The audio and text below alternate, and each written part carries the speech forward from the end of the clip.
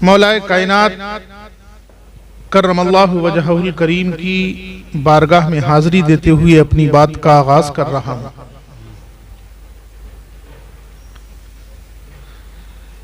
अर्ज किया है, अली की याद उनकी रूह उनकी जान होती है।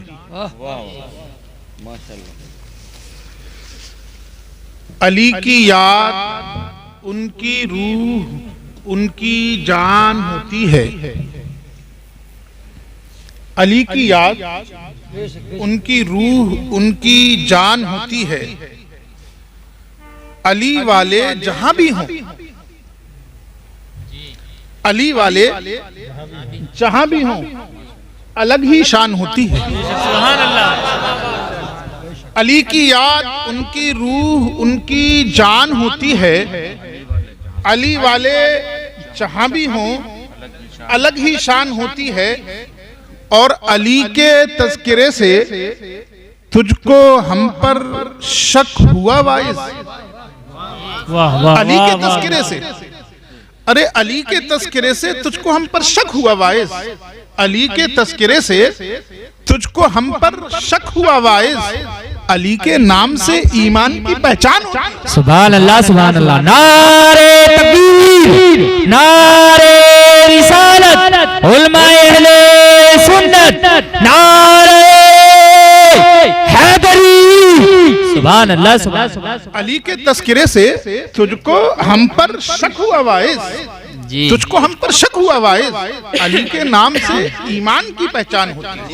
वाह वाह वाह। अली के नाम से ईमान की पहचान होती है।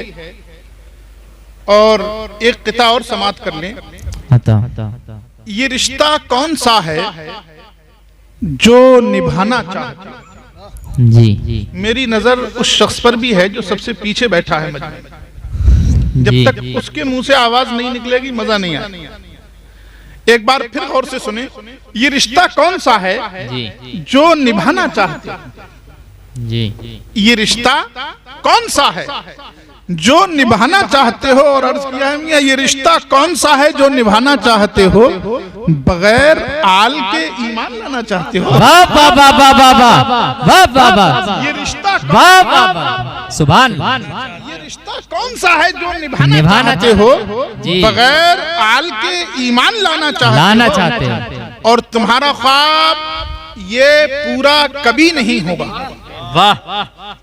तुम्हारा ख्वाब ये पूरा कभी नहीं होगा। अली को छोड़ के जन्नत में जाना चाहते हो। नारे तकबीर, नारे रिसालत, सादते इकराम, नारे हैदरी। वाह वाह। अली को छोड़ के जन्नत में जाना चाहते हो। और हालात बहुत बदल गए हैं पहले से। जी, आपने अभी रिवायत सुनी कि अली के तज़किरे ही से ईमान का टेस्ट होता था। जी, लेकिन अब हालात कुछ और हो गए। इन हालात पर एक किता समात कर लें। वार क्या चल गया सितमगर का। जी, वार सितमगर क्या चल गया सितमगर का। वार क्या चल गया सितमगर का। वार क्या चल गया सितमगर का। रुख बदल सा गया है लश्कर का। वाह वाह। वार क्या चल गया सितमगर का। वार क्या चल गया सितमगर का। रुख बदल सा गया है लश्कर का। हद तो ये है कि शक हम ही पे हुआ। वाह। हद तो ये है कि शक हम ही पे हुआ। कर दिया तस्किरा जो हैदर का। वाह। और क्या चल गया सितमगर का। रुख बदल सा गया है लश्कर का। हद तो यह है कि शक हम ही पे हुआ। जी, कर दिया तस्किरा जो हैदर का। एक मर्तबा और बावाज़े बुलंद दरूद पाक पेश फरमा लें। पढ़िए अल्लाहुम्मा सल्ली अला सय्यिदिना व मौलाना मुहम्मद व अला आलि सय्यिदिना व मौलाना मुहम्मद कमा तुहिब्बु व तर्दा बि अन तुसल्ली अलैहि सलातन व सलामन अलैका या रसूल अल्लाह या हबीब अल्लाह या नबी अल्लाह। बहुत अच्छा खिताब आप हजरात समाअत कर चुके हैं। दुनिया से आखिर हमें जाना है और यहाँ वालों के लिए हम कुछ भी कर लें, किसी को हमारा साथ नहीं निभाना। जी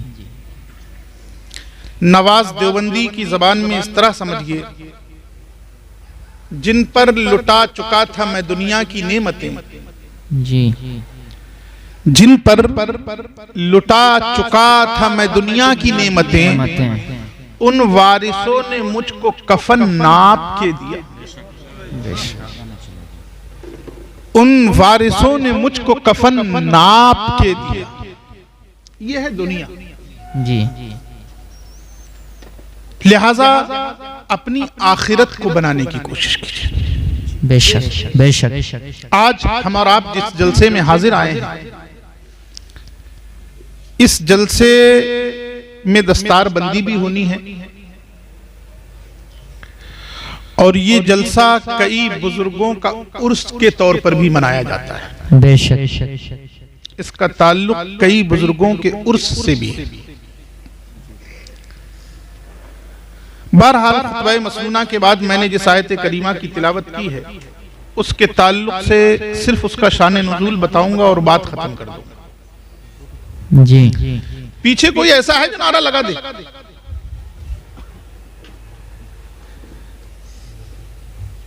एक नारा पीछे से लगने देना, अब तुम कुछ मत कहना।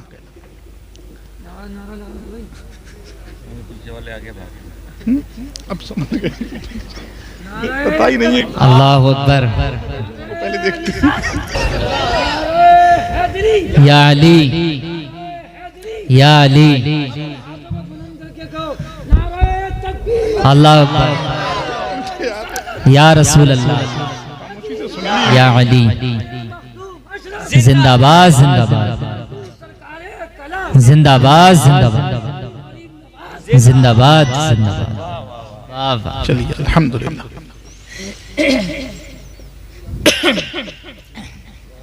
एक मर्तबा बावाज़े बुलंद जी लगाकर दरूद पाक पेश कर दें। अल्लाहुम्मा सल्ली अला सय्यिदिना व मौलाना मुहम्मद व अला आलि सय्यिदिना व मौलाना मुहम्मद कमा तुहिब्बु व तर्दा बि अन तुसल्ली अलैहि सलातु व सलाम। कुरान मुबारक की जिस आयत करीमा की तिलावत की है, सूरह नज्म की इब्तिदाई छोटी सी आयत है। रब फरमाता है वन नज्मी इज़ा हवा।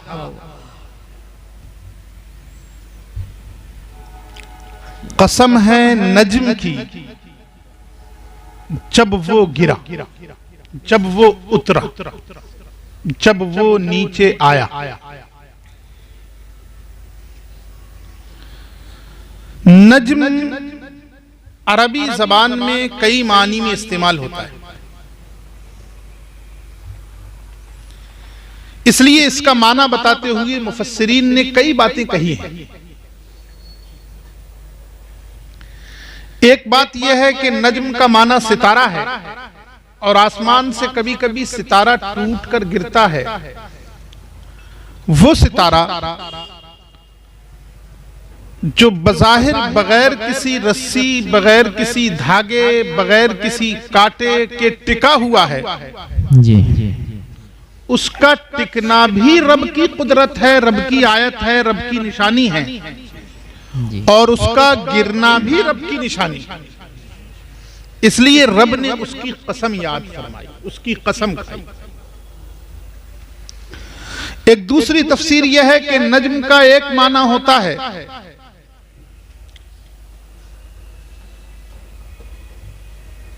सुरैया, ये भी एक सितारे का नाम है। जी। तीसरी तफसीर यह है कि नज्म का एक माना होता है वो दरख्त जो अपनी जड़ पे न खड़ा, जिसको आप लोग बेल कहते हैं। बेल, बेले होती है ना, कुछ तो दरख्त होते हैं जो अपनी जड़ पे खड़े होते हैं और कुछ बेले होती है। जी। क्या होता है? बेल। तो अब सवाल यह है कि बेल तो होती ही जमीन पे है, वो कहां से गिरेगी? बेल जमीन पे होती है, उसके गिरने का क्या मतलब? कुरान कह रहा कसम है नज्म की जब वो गिरे, क्या गिरे? तो उसके गिरने का ये मतलब बताया मुफस्सिरीन ने कि बेल के पत्ते जब टूट के बिखरने लगे,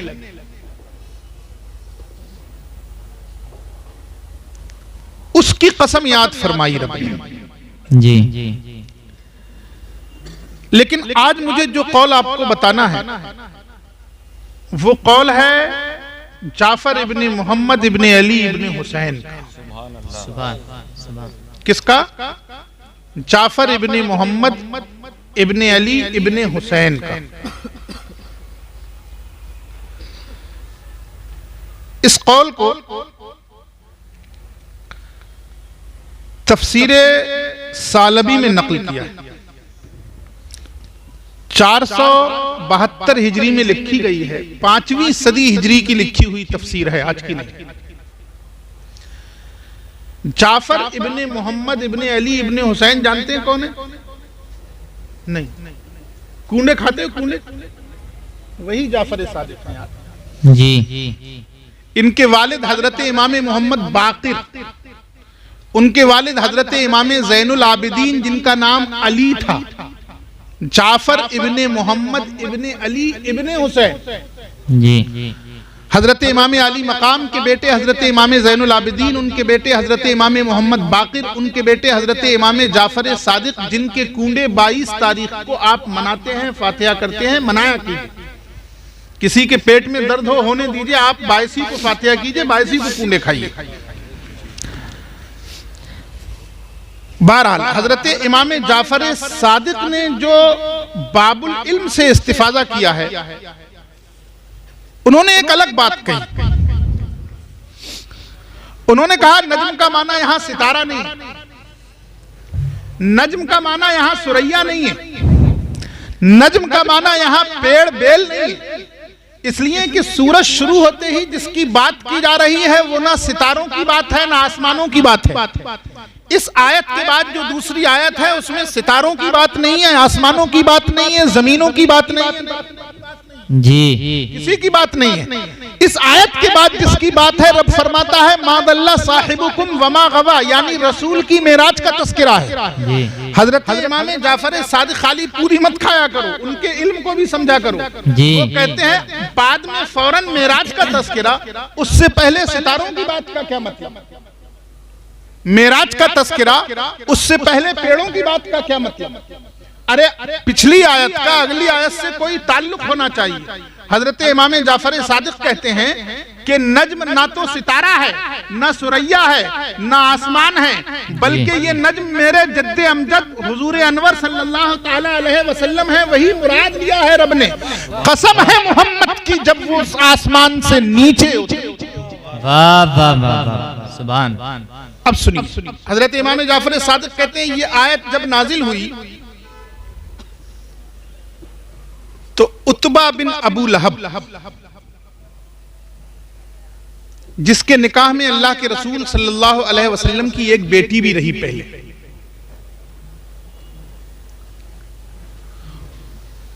उसने कहा कफरतु बिरब्बिन नुजूम, वो रब जो सितारों की कसमें खाता है मैं उसे नहीं मानता। जी। वो रब जो सितारों की कसमें खाता है मैं उसे नहीं मानता। पीछे वाले बोलो तो मैं उसे नहीं मानता। अल्लाह के रसूल सल्लल्लाहु ताला अलैहि वसल्लम के पास बहुत गुस्से में गए। अब देखिए, इस शान नुज़ूल को कई मुफस्सिरीन ने नकल किया है, लेकिन इस शान नुज़ूल से भी बात समझ में आ रही है कि उस वक्त भी अहले अरब ने नज्म से रसूल ही को मुराद लिया था।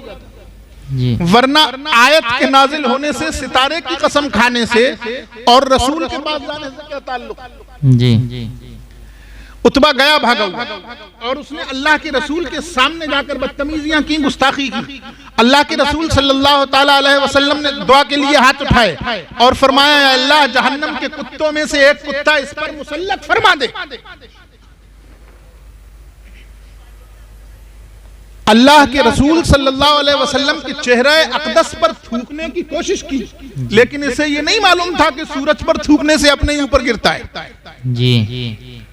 अल्लाह के रसूल सल्लल्लाहु ताला अलैहि वसल्लम की बेटी को वहीं छोड़ दिया। अब उसके बाद जब ये शाम के सफर पर निकला तिजारत के लिए, साथ में अब्बा जान भी थे, अबू लहब। इसने बताया ऐसे ऐसे मैं गया था रसूल के पास, और जब मैंने ये बात कही तो उन्होंने सिर्फ इतना ही कहा है, मैंने तो बहुत कुछ कहा, मैंने गुस्ताखियां भी की हैं, बदतमीजियां भी की हैं, उनकी शान में बेहद बेपनाह गुस्ताखियां की, लेकिन उन्होंने सिर्फ ये दुआ मांगी है कि अल्लाह जन्नत जहन्नम के कुत्तों में से एक कुत्ता इस पर मुसल्लत फरमा दे।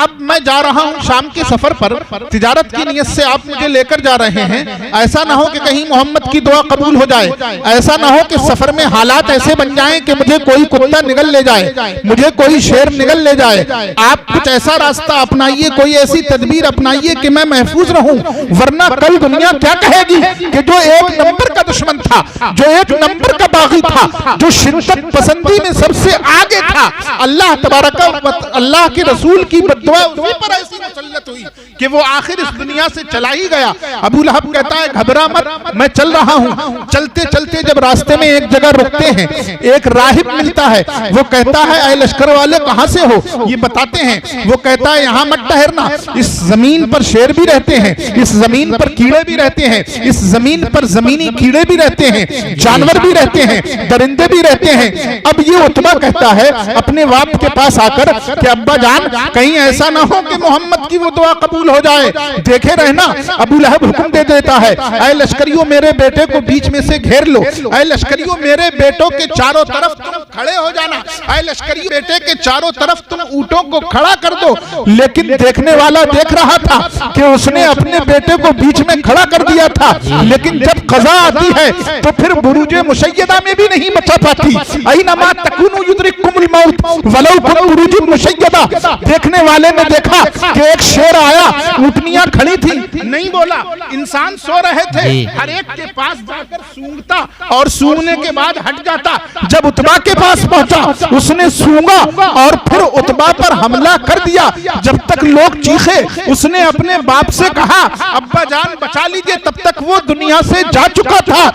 उस वक्त हजरत इमाम जाफर सादिक कहते हैं कि वन नजमे के नुज़ूल के बाद जो कसम खाई गई थी, उसके नुज़ूल के बाद उतबा ने जो गुस्ताखी की थी रसूल की शान में, इसलिए कि इस आयत से फजीलत रसूल साबित हो रही थी, और उस गुस्ताखी के नतीजे में रसूल रब काबा ने जो बद्दुआ फरमाई थी, जब उसकी कबूलियत की खबर मक्का तक आई तो सहाबा बोल पड़े कि कसम खुदा की वो अगर समंदरों की तहों में भी होता तो हमारे रसूल का मुसल्लत किया हुआ शेर ही।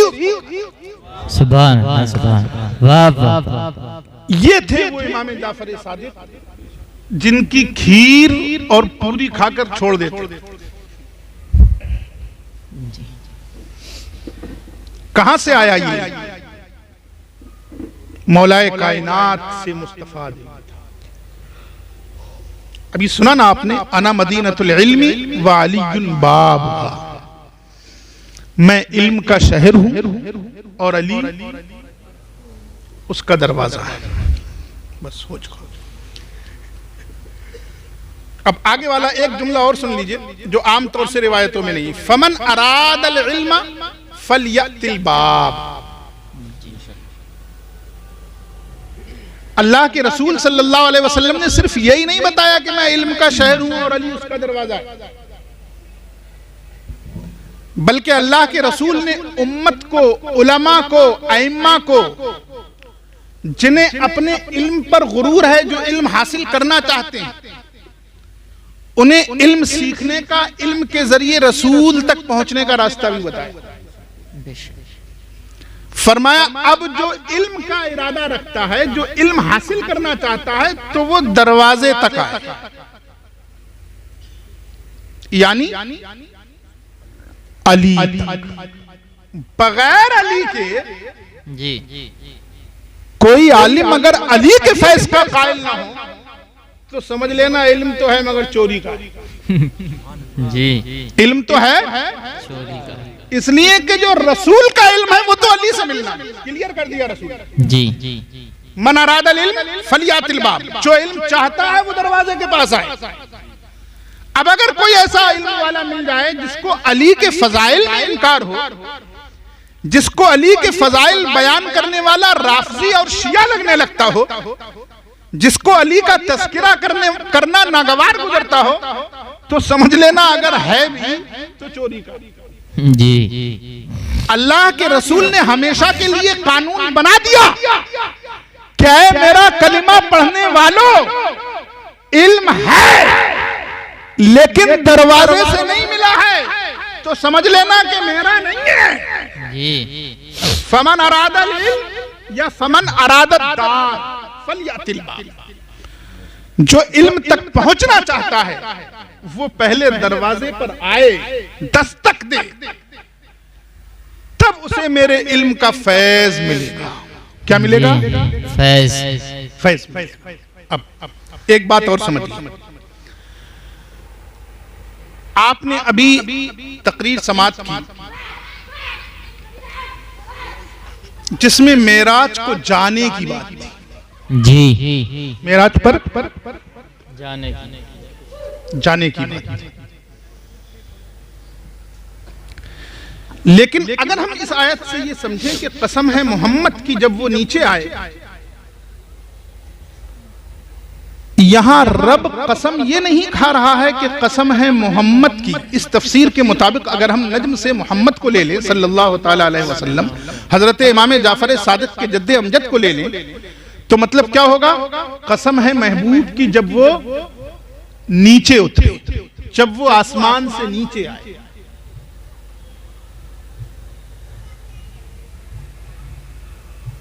आसमान तक गए उसकी कसम नहीं खाई, आसमान से आए उसकी कसम खाई जा रही। यहां से सबक ले वो लोग भी जो मेराज पर कलाम करते हैं, जिस्मानी हुई कि रूहानी हुई। जिस्मानी कैसे हो सकती है, रूहानी क्यों नहीं हो सकती? यहां जिस्मानी मुराद है, मैं उन दलाइल में नहीं पढ़ना चाहता, लेकिन इस कसम को देखें कि अगर हजरत इमाम जाफर सादिक की तफसीरी ले ली जाए और नज्म से मुराद रसूल करीम सल्लल्लाहु अलैहि वसल्लम को ले लिया जाए, जिनकी पूरी खा के आए हो कुछ तो उनको निभाओ, अगर उनकी तफसीर लेते हैं तो मतलब ये होगा कि कसम है रसूल की जब वो नीचे उतरे। यानी रब ये जहन देना चाह रहा है कि ऐ पढ़ने वालों, मैं रसूल के ऊपर जाने की कसम नहीं खा रहा, मैं रसूल के नीचे उतरने की कसम खा रहा हूं, इसलिए कि रसूल नीचे की चीज नहीं है, रसूल तो ऊपर की चीज है। मैंने तुम्हारे पास भेजा है, ये मेरा तुम पर एहसान है। लक़द मन्नल्लाहु अलल मुमिनीना इज़ बअसा फीहिम रसूला।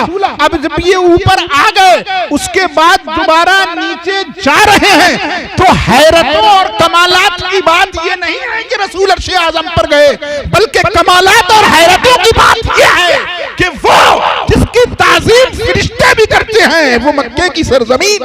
सुभान अल्लाह, सुभान अल्लाह, वाह वाह। ये हैरत की बात है। कसम है नज्म। अब एक नज्म कुरान के एक टुकड़े को भी कहते हैं। बहुत सी हदीस में आया नज़ल अल कुरान नजमन नजमा, थोड़ा थोड़ा। तो मतलब ये होगा कि कसम है कुरान के हिस्से की जब उतरा। अब यहां से भी एक बात समझाना चाहता हूं, बस तकरीर खत्म। ये समझिए कि रब्बे करीम कसम खा रहा है कुरान के नीचे उतरने, कुरान के नीचे उतरने। इसका मतलब कुरान जमीनी किताब नहीं, कुरान आसमानी किताब है। कुरान नीचे रहने वाली, इस फजा में रहने वाली किताब नहीं है, इसकी फितरत में बुलंदी है।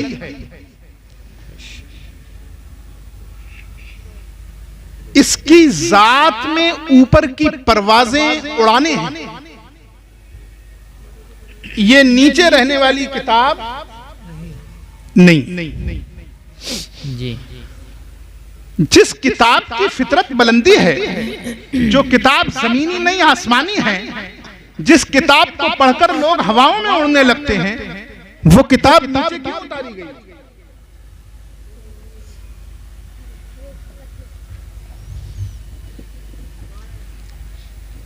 इसलिए कि हम इसको अपने सीनों में बसा लें तो ये हमें भी उड़ना सिखाते। सुभान। लेकिन हमने सीनों में बसाना छोड़ दिया, हमने समझना छोड़ दिया, हमने पढ़ना छोड़ दिया, हमने देखना तक छोड़ दिया। फिर अगर पिट रहे हो तो परेशानी क्या है?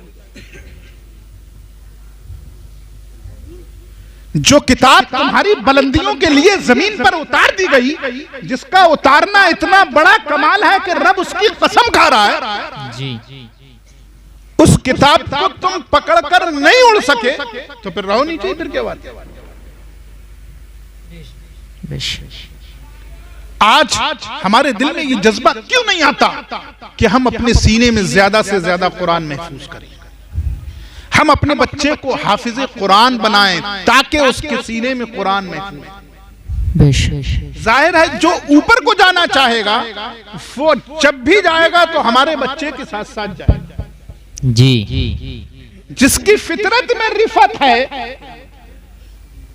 जो आसमानी किताब है, उसकी वजह से जो भी पाकीज़गी आएगी तो सिर्फ दिल तक महदूद नहीं रहेगी बल्कि बच्चे की जात में आएगी। लेकिन हमारे यहां क्या है, हाफिज साहब के पास भी वही बच्चा आएगा जो घर से बिल्कुल नाकारा है। जी, अपने अच्छे बच्चों को, ज़हीन बच्चों को दीन पढ़ाइए, हाफिज कुरान बनाइए। जी, अपने ज़हीन बच्चों को दीन जब तक नहीं सिखाएंगे आप दीन से दूर होते चले जाएंगे और नतीजा ये होगा कि हमारी आने वाली नस्लों का ईमान भी महफूज नहीं होगा और जान भी महफूज नहीं। जी, कहां खोई हुई, हमने अपने आप को कहां जाए कर दिया। बजाय कुरान से लिपटने के हम अंग्रेजी से लिपटे हुए हैं। जी, बजाय रसूल, असहाब और अहले बैत के तस्करे के हमारे घर में दिनों रात दुनियादार कायदीन और दुनियावी लीडर्स और हीरोज की बात हो रही। जी, जब हम उनकी बात कर रहे हैं तो हमारा बच्चा रसूल की बात क्यों करेगा? जब हम उनकी बात कर रहे हैं तो हमारा बच्चा ज़हरा की बात क्यों करेगा? जब हम उनकी बात कर रहे हैं तो हमारा बच्चा दीन इस्लाम से कैसे वाबस्ता होगा? बेशक। यही वजह है कि आज जो बच्चे हाफिज हो भी जाते हैं उन्हें आपका और हमारा समाज एक नंबर का नहीं, गिरी हुई नजरों से देखने लगता है। हक बात। खुदारा अपने समाज में अपनी सोचों में तब्दीलियां लाई। ये जो अइम्मा अहले बैत हैं, जो कई उलूम के मूजिद हैं, इनके पास कोई और इल्म नहीं था, जो कुछ था सिर्फ इसी कुरान का। जी, बेशक। जो कुछ था इसी कुरान का फैजान था। जी, बुखारी शरीफ की मुझे एक हदीस याद आ रही है। मौलाए कायनात किसी भी मामले को सुनते फैसला फरमा देते। सुन रहे हैं ना पीछे वाले? अरे मौलाए कायनात की एक खुसूसियत यह भी थी कि आपको ना सर्दी लगती थी ना गर्मी लगती थी, जो कपड़ा बदन पे वही रहता था। अब तो सर्दी नहीं लगेगी, अगर मोहब्बत का दम भर रहे हो तो बैठे रहो। जी, आपको ना सर्दी लगती थी ना गर्मी लगती थी। ये उस वक्त हुआ था जबकि आपकी आंख दुखने आ गई थी सर्दी की वजह से। अल्लाह के रसूल सल्लल्लाहु अलैहि वसल्लम ने दुआ फरमाई, उसके बाद फिर कभी भी सर्दी से बचने के लिए कोई कपड़ा नहीं पहना।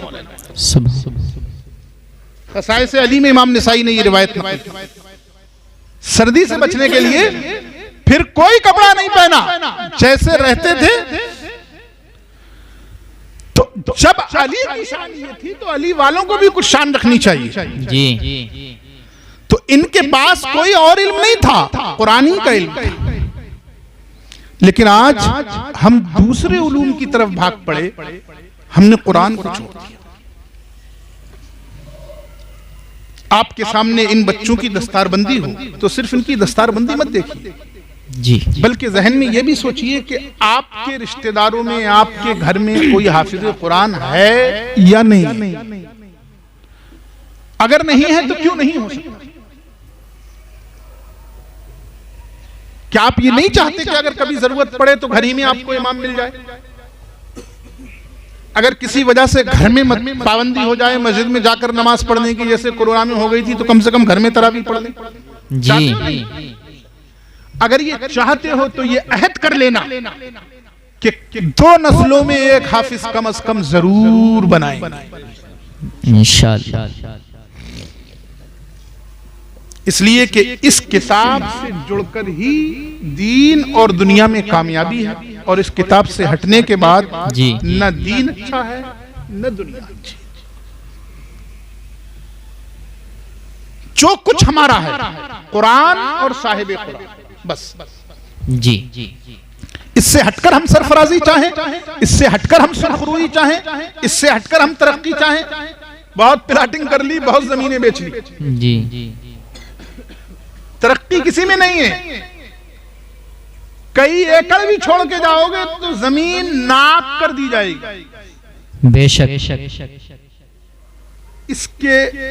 इसको अपने सीने में रख लो, इससे चिपट जाओ, इससे लिपट जाओ। ये कोई मामूली दौलत नहीं है। कुरान ने आसमानी नेमत तुम पर नाजिल कर दी, और फिर खुदा ने फरमाया वन नज्मे इज़ा हवा, कसम है उस कुरान की जो नीचे होती है। बेशक। अल्लाह तबारक व तआला हम सबको दीन की कद्र करने और कुरान की रिफतों को समझने की तौफीक नसीब फरमाए। आमीन। अस्सलामु अलैकुम व रहमतुल्लाहि व बरकातुहू।